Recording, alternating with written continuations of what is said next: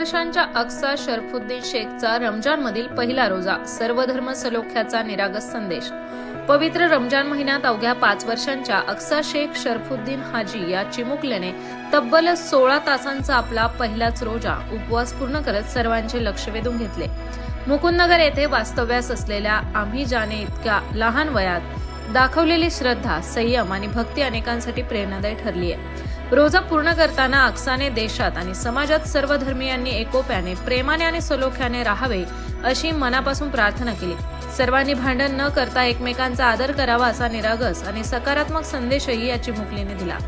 आमिजाच्या या भावनिक आणि प्रेरणादायी कृतीमुळे शेख शरफुद्दीन हाजी कुटुंबात आनंद आणि अभिमानाचे वातावरण निर्माण झाले असून परिसरातही त्याच्या जिद्दीचे आणि सामाजिक भानाचे कौतुक होत आहे।